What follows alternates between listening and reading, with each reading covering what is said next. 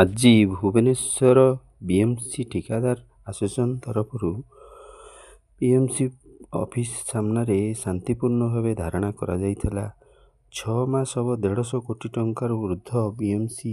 ବକେୟା ନ ଦେଇଥିବାରୁ ଠିକାଦାରମାନଙ୍କର ଆସୋସିଏସନ୍ ଆଜି ଶାନ୍ତିପୂର୍ଣ୍ଣ ଭାବେ ଏକ ଧାରଣା କରିଥିଲେ। ମେୟରଙ୍କୁ ଏକ ସ୍ମାରକପତ୍ର ଦିଆଯାଇଥିଲା ଓ ସେ ସ୍ମାରକପତ୍ର ପଢ଼ି ସେମାନଙ୍କୁ 4-5 ଦିନର ମହଲତ ଦେବାରୁ ଆଜି ଶାନ୍ତିପୂର୍ଣ୍ଣ ଭାବେ କରାଯାଇଥିବା ଧାରଣା ଭଙ୍ଗ କରାଯାଇଛି ଏବଂ ଆସନ୍ତା 4-5 ଦିନ ପରେ ଆଲୋଚନା କରି ପୁନର୍ବାର ଧାରଣା ପାଇଁ ପ୍ରସ୍ତୁତ କରାଯିବ କି ଧାରଣା ସ୍ଥଗିତ ରହିବ ସେ ବିଷୟରେ ଆଲୋଚନା କରାଯିବ।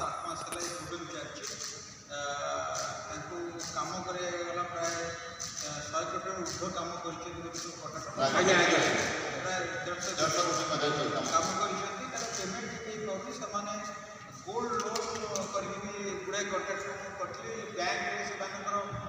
बंधा देते गोल्ड से बिकी सारे बैंक वाला बिकी सारे बारंबार नोटिस दे बिकी सारे बहुत प्रोब्लेम हाथ धरिकी गुड़ाए पैसा आनी जो मैंने सुध दौरान तल धरले ये विषय में बारंबार सब कॉर्पोरेट से जानी आगुरी जानी आम भी कमिशनर मेयर को जनईचु भावुचे समाधान शीघ्र हो सब कन्ट्राक्टर भाई मैंने एकाठी भावुचे शीघ्र हो भी कथा कारण एमर पेट पड़न कथा आम कम करूँ आम पैसा नदेले भावुँ कौटी आम अनाई कर निश्चित मुझे भावुँ खूब शीघ्र पेमेंट सबू कन्ट्राक्टर भाई मानकर आम हिसाब करिया ताहले मिनिमम 100 ରୁ 150 कोटी टंका बाकी अच्छे तथापि कौन आशा रखिंट आम आशा रखीचु आज को क्या पसिबल से आमको फाइनालाइज करेंगे जे विदिन 1 or 2 days से आमको प्रतिश्रुति देवे जब प्रतिश्रुति न दिखते आम परमानेंटली जिते प्रकार कम अनगोइंग अच्छी इनक्लूडिंग डिस्ट्रिक्ट सब कम आम बंद करदेव भावुँ कहीं आगे को जापर कंटिन्यूस कम चली पेमेंट बंद होगा सत्वे आम कम चली कम बंद करूँ विदिन द स्टिपुलेटेड पीरियड आमको कम सारे पड़ो नचेत आम यूटी लगी आम सब प्रकार माने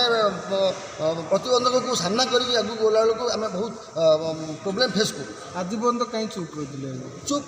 देखो ये तो गोटे मोर समस्या नुह ये तो अनेक कन्ट्राक्टर भाई मानकर समस्या जिते जनक पर जनकर समस्त मोबाइल मोर पेमेंट होनी बहुत आउ कार पेमेंट होता है जो आम समस्त जानू जे कहार भी पेमेंट होनी पैसा अच्छी बीएमसी रे कोटी कोटी टंका अच्छी आज्ञा कारण अच्छी कौन कारण से बड़ बड़िया कथा आम कमी जानू कारण कि बीएमसी पैसा अच्छी आम पाखे नॉलेज अच्छी बहुत पैसा अच्छी जोटा कि पेमेंट करें किंतु से इच्छा शक्तिर अभाव से पेमेंट हो पारनी।